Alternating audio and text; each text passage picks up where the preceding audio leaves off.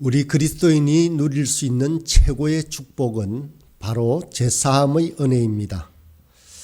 이 제사함의 은혜는 그리스도인으로서의 출발이라고 할 수 있습니다. 우리가 아직 죄인되었을 때 그리스도께서 우리를 위하여 죽으심으로 하나님께서 우리에 대한 자기의 사랑을 확정하셨다라고 했습니다. 이보다 소중한 은혜가 없습니다. 그런데 많은 이단들이 이 제사함의 은혜와 원리를 더 크게 외쳐대는 바람에 오해하는 사람이 많아졌습니다. 그럼 이 시간에 이 제사함의 은혜가 무엇인지 몇 가지로 나누어서 생각해 보고자 합니다. 첫 번째로 제사함의 은혜는 바로 내가 사는 은혜입니다. 우리가 아직 죄인 되었을 때의 일입니다. 아무것도 하지 않았고 아무것도 할 수 없을 때였습니다. 예수님의 이름은 자기 백성을 그 죄에서 구원할 자다라고 하셨습니다. 예수님을 만난 것은 내가 영광스럽고 복되며 아름답고 귀할 때 이루어진 일이 결코 아닙니다. 내가 나의 죄를 여전히 지고 갈 때였습니다. 주님께서 찾아 내려오셔서 나를 만나 주시고 구원해 주셨습니다. 이것이 십자가에서 확정된 사실입니다.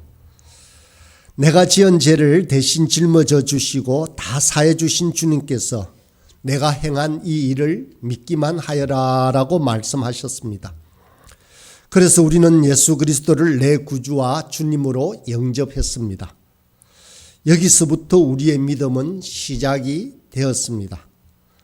내가 아직 죄인 되었을 때 낮고 낮은 곳까지 찾아오셔서 나를 만나주신 바로 그 예수님을 생각하면 언제나 우리는 감동되어 감사와 기쁨의 눈물을 흘리지 않을 수가 없습니다. 우리의 믿음의 시작인 제사함의 은혜를 통해서 내 죄를 용서받았습니다. 그뿐 아니라 한 걸음 더 나아가서 하나님은 내 모든 죄를 없다고 선언해 주셨습니다. 아무도 나를 받아주지 않으실 때 주님만은 나를 받아주셨습니다. 자녀되는 권세를 주셨습니다. 이것이 우리 그리스도인의 놀라운 삶의 시작이라고 할 수 있습니다. 그러나 이 놀라운 삶은 한순간에 무너졌습니다. 내가 하나님처럼 되리라 라고 유혹하는 사탄의 음성에 마음을 빼앗긴 교만함이 슬그머니 들어온 것입니다. 그 결과 우리는 나의 주인 되신 주님을 배반하고 내가 주인이 되어 나 혼자 모든 것을 하려고 발버둥을 쳤습니다. 그런 나를 향하여 주님은 이렇게 말씀하십니다. 예레미야 2장 13절입니다. 내 백성이 두 가지 악을 행하였나니 곧 그들이 생수의 근원이 되는 나를 버린 것과 스스로 웅덩이를 판 것인데 그것은 그 물을 가두지 못할 터진 웅덩이니라. 우리 안에 들어온 이 교만은 우리가 경외해야 할 하나님을 잊어버린 채 나 홀로 스스로 목을 곧게 세우게 하고 거짓과 불의와 간음과 미움의 죄에 빠지게 되었습니다. 우리가 한번 죄를 지으면 그것은 무엇으로도 지울 수 없습니다. 이것은 사실입니다. 그렇다면 우리는 영원히 죄의 멍에를 메고서 죄가 주는 형벌을 가슴에 품고 그대로 살아가야만 할까요? 그렇지 않습니다. 죄를 짓지 않는 것이 최선이지만 죄선을 지었을 때도 해결할 방법을 주셨습니다. 그것이 바로 제사함의 은혜입니다. 주님께서 우리에게 말씀하셨습니다. 요한복음 1장 9절입니다. 만일 우리가 우리 죄를 자백하면 그는 미쁘시고 의로우사 우리 죄를 사하시며 우리를 모든 불의에서 깨끗게 하실 것이다 라고 말씀하셨습니다. 모든 불의에서 깨끗하게 해주시는 주님의 은혜를 경험합니다. 사해 주시는 주의 은혜를 우리는 날마다 시간마다 경험하게 되는 것입니다. 그리스도인들은 죄를 짓지 않는 사람이 아니라 죄를 자백하는 사람이라고 할 수 있습니다. 그러하기에 내 죄가 용서받을 때 우리는 죄를 범했던 전보다 하나님과 더 가까워지는 축복을 누릴 수가 있습니다. 이것을 돌아온 탕자의 비유로 성경은 우리에게 잘 말씀해 주고 있습니다. 유산을 가지고 아버지 곁을 떠난 아들은 아버지께서 주신 축복을 허랑방탕하게 다 소진하고 말았습니다. 모든 것이 사라진 후에야 그는 죽게 된 비참한 자신의 신세를 알게 되었습니다. 그러고는 아버지를 떠올립니다. 우리 집엔 모든 것이 풍성한데 난 아무것도 없구나. 아버지의 집으로 돌아가야겠다. 내가 그분 앞에 용납되기 힘드니 품구스의 하나로 서달라고 부탁해야겠다. 그러면 혹 아버지께서 나를 용서해 주실지 모른다. 탕자는 아버지의 집으로 찾아갑니다. 집으로 가는 길에 수많은 사람이 지나가면서 그가 그 유명한 부잣집의 아들이라는 사실을 아무도 모릅니다. 옷은 너무 헤어져 남루해질 대로 남루해졌고 고통 속에서 몰골은 너무도 변하여 이전의 형체를 알아볼 수 없는 정도였습니다. 아들이 마을 초입에 들어섰을 때입니다. 아버지는 이날도 전처럼 아침 일찍부터 마을로 들어서는 사람들을 독수리의 눈보다 더 밝은 눈으로 한 사람 한 사람 살펴봅니다. 한 젊은이가 옵니다. 그의 사랑의 눈은 초라한 몰골과 누더기가 된 옷을 깨뚫고 들어가 사랑하는 아들을 봅니다. 벌떡 일어납니다. 힘차게 뛰어갑니다. 쫓아가서 그의 목을 안고 입을 맞추며 큰 소리로 외칩니다. 내 사랑하는 아들이 죽었다가 다시 살았고 아들을 잃었다가 다시 얻었다. 이로써 내가 즐거워하는도다 라고 말입니다. 내가 죄를 짓지 않았을 때보다 아버지를 더 깊게 만날 수 있는 축복, 이것이 바로 그리스도인이 누릴 수 있는 제사함의 은혜라고 할 수 있습니다. 그러므로 진정한 성인은 죄를 짓지 않는 사람이 아니라 자백하는 사람이라고 할 수 있습니다. 톨스토이는 이렇게 말을 했습니다. 기독교의 참된 사람들은 자서전을 쓰는 사람이 아니라 참회록을 쓰는 사람이다 라고 말했습니다. 업적을 자랑하는 자서전이 아니라 정말로 자기의 죄를 뉘우치고 회개하는 참회록을 쓰는 사람이라는 말입니다.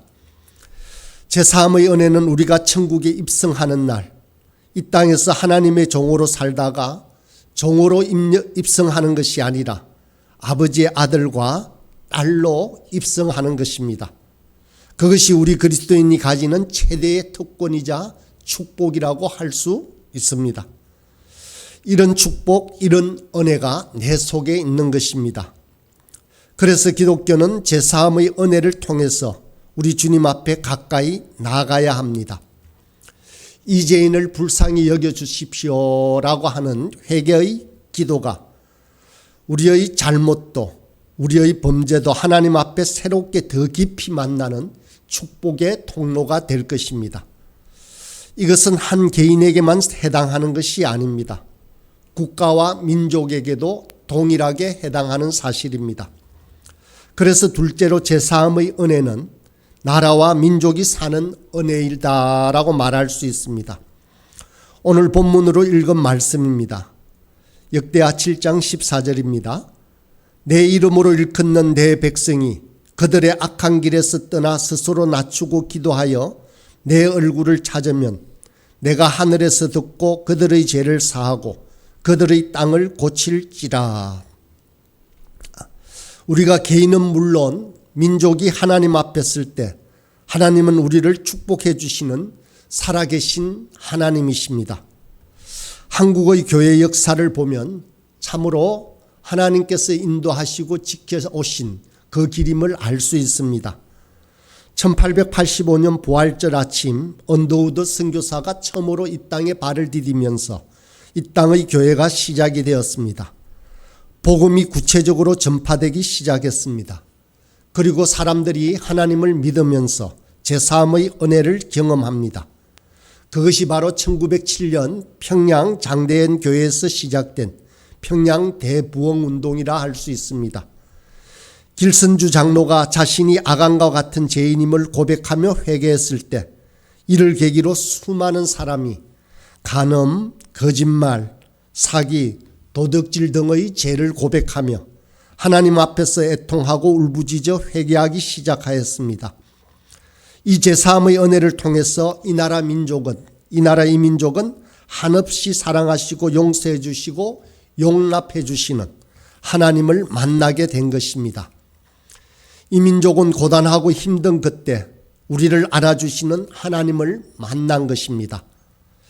성령 충만한 한국 교회의 부흥 사건은 1000년 기독교 역사 중 오순절 이후 최대의 사건이 되었습니다. 그래서 성령께서 우리와 함께 하시기만 하면 이 나라는 축복을 누릴 것이라고 믿는 신앙들이 생겨나게 되었습니다. 하지만 우리는 1910년 일제강점기로 말미암아서 비참한 고통의 세월을 보내었습니다. 깊은 고통의 시간이었지만 또한 우리의 살아있는 모습으로 나아갈 수 있었습니다. 그러다가 3월 1일 3.1운동이 일어났습니다. 이때 민족 대표 33명 중 16명이 그리스도인이었습니다. 여러 종교의 대표자들이 모여 3.1운동을 비폭력 무저항 운동으로 전개했습니다. 특별히 이때 이루어진 3.1운동의 비폭력 무저항 운동은 간디에게 이어져서 영국을 무릎 꿇리고 독립을 쟁취한 놀라운 사건이 되었습니다. 그 후 세월이 흘러 이제는 더는 우리나라가 독립할 기력조차 없고 한 세대가 지나갔기에 되돌릴 수 없다라고 모두 해방을 포기하고 있을 즈음에 주기철, 손양원 목사님을 비롯한 참된 그리스도인들은 살아계신 하나님만이 역사의 주인이시고 예수 그리스도만이 우리의 구세주다라는 신앙을 지켰습니다. 그러한 신앙을 빼앗아가려는 일제의 신사참배에 반대하며 거대한 저항운동을 시작했던 것입니다. 결국 하나님께서 우리 민족의 피 맺힌 간절한 기도의 소원을 들으시고 1945년 8월 15일 해방의 축복을 주셨습니다. 해방되자마자 일본이 우리나라인 줄 알고 우리나라가 망했다라고 울었던 사람도 그렇게 많았다라고 합니다. 그러나 하나님께서는 성도들의 눈물의 기도를 들어주시고 해방을 주셨고 1948년 선거를 통해서 자유 대한민국을 우리에게 선택하게 하셨습니다. 우리가 새로운 형태의 국가를 시작하며 우왕좌왕할 때 소련의 힘을 빌려 그렇게 치밀하게 남침을 준비한 김일성이 한국 전쟁을 일으킨 것입니다. 북한 공산군은 파죽지세로 낙동강 인항까지 밀고 와서 우리 민족은 그야말로 풍전등화와 같은 현실에 직면하게 되었습니다. 그래서 망명정부를 세워야 한다는 절망적인 의견이 나올 때 목회자들은 부산 초랑교회에 모여서 국가와 민족을 위해 기도하기 시작했습니다. 울면서 기도했습니다. 애통하면서 기도했습니다. 해방을 주셨음에도 불구하고 하나님을 신뢰하지 않은 죄를 고백했습니다. 그리고 유엔에서 한국 전쟁에 참전하기로 결의했고 16개국의 젊은이들은 자유민주주의의 대한민국을 지키기 위해 이 땅에서 피를 흘렸습니다. 전쟁이 끝났습니다. 그러나 그리스도인인 이승만 대통령을 중심으로 정치 지도자들은 하나님 앞에 죄를 범했고 바른 인생을 살지 못했습니다. 그래서 4.19가 일어났습니다. 독재자 이승만 대통령이 물러갔기에 참된 자유가 오는 줄 알고 쾌재를 불렀지만 그러나 또다시 시련을 겪게 됩니다. 군사혁명이 일어나서 박정희 대통령 시대를 맞이하게 되었습니다. 세상에서 가장 가난한 나라, 아무것도 갖추지도 못하고 가진 것도 없는 나라, 그나마 주어진 자유를 남용하여 문제가 많았던 이 나라를 바로 다스려야 되겠다라고 결심하고 시작한 소위 군정은 또 우리의 자유를 짓밟아 버리고 말았습니다. 1972년 유신헌법이 통과될 때 우리나라는 남미처럼 아프리카처럼 자유민주주의가 우리에게서 영원히 떠나서 회복할 수 없을 것이라고 절망의 탄식이 터져 나왔습니다. 그리고 얼마 후 박정희 대통령이 시해를 당하자 제5공화국이 시작되어 자유민주주의는 또다시 말살되는 것 같았습니다. 이후에 더 힘든 전두환 정권을 맞이했습니다. 이때 젊은이들을 중심으로 민중저항운동이 격렬하게 시작이 되었습니다. 이 고통의 때에 한국교회는 곳곳에서 청년들을 중심으로 기도하는 그룹이 생겨나기 시작했습니다. 교회 곳곳마다 기도의 불길이 타오르는 중에도 정치적으로는 대학생들이 높은 곳에서 떨어지고 분실 자살을 하고, 그리고 박종철이라는 학생이 고문당해 죽었다는 소식에 청년들은 잠을 자지 못하고 살아계신 하나님께 밤새워 기도했습니다. 이어 6.29 선언으로 개헌이 이루어지고 직선제로 대통령 선거를 치를 수 있게 되었습니다. 그리고 1993년 김영삼 정부가 시작되면서 대한민국은 자유민주주의 국가가 시작된 것입니다. 그리고 김대중, 노무현, 이명박, 박근혜, 문재인, 윤석열 대통령까지, 그렇게 보면 실제로 이 나라가 자유민주주의가 시작된 것의 연도를 계산해 보면 40년이 채 되지 않은 세월이었습니다. 아직도 소란스러운 전국을 우리 눈으로 보고 있지만 여기까지 인도하신 분은 바로 하나님이십니다. 모든 것은 기도의 응답이라고 할 수 있습니다. 우리는 기도의 능력을 믿습니다. 하나님 앞에 기도하기를, 우리가 원하는 것보다 하나님께서 우리가 기도하기를 더 원하신다는 사실을 기억해야 합니다. 온 마음을 다하여 기도할 때입니다. 무엇보다도 정치인들을 욕할 것이 아니라 한국 교회의 부패와 분열이 하나님의 마음을 아프시게 한다라는 사실을 우리는 잘 알아야 합니다. 거짓 지도자들이 자신의 탐욕으로 가득 차서 공의를 외면하고 제약 가운데서도 회개치 않는 모습을 우리 하나님은 가장 안타까워하십니다. 이 환난의 때에 먼저 믿는 저와 여러분을 향하신 이 아버지 하나님의 마음을 우리는 먼저 헤아려야 합니다. 세 번째는 제3의 은혜는 미래를 살리는 은혜라고 할 수 있습니다. 이사야 1장 2절과 3절의 말씀을 읽겠습니다. 하늘이여 들으라, 땅이여 귀를 기울이라. 여호와께서 말씀하시기를 내가 자식을 양육하였거늘 그들이 나를 거역하였도다. 소는 그 임자를 알고 나귀는 그 주인의 구유를 알건만은 이스라엘은 알지 못하고 나의 백성은 깨닫지 못하는도다 하셨도다. 이사야 선지자는 백성이 여호와를 떠났다고 외치고 있습니다. 미래는 암울해졌고 한치 앞을 내다볼 수 없는 상황이 되었습니다. 오늘날 한국교회가 처한 상황과 비슷합니다. 우리가 자주 잃어버리는 가장 큰 축복은 바로 제3의 은혜입니다. 지금 우리가 하나님 앞에 회개함으로 제3의 은혜를 구해야 할 때입니다. 지금이야말로 하나님의 도우심이 필요한 때입니다. 그리고 국가를 위해 기도해야 합니다.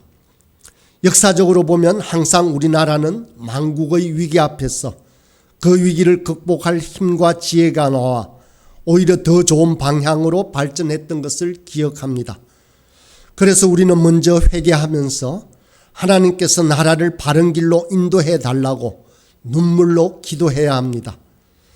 하나님 앞에서 우리 죄를 철저히 자백하고 회개하여 개인적으로도 용서받아야 합니다. 언제부터인가 우리는 주어진 특권과 부유함에 젖어서 우리의 탐욕과 만족의 대상으로 교회를 이용하고 있음을 회개해야 합니다. 제3의 은혜를 통해서 오늘 본문 역대하 7장 14절의 말씀처럼 우리를 용서해 주시고 용납해 주실 뿐만 아니라 이 땅을 고쳐주시는 축복이 있기를 우리는 간절히 간구해야 합니다.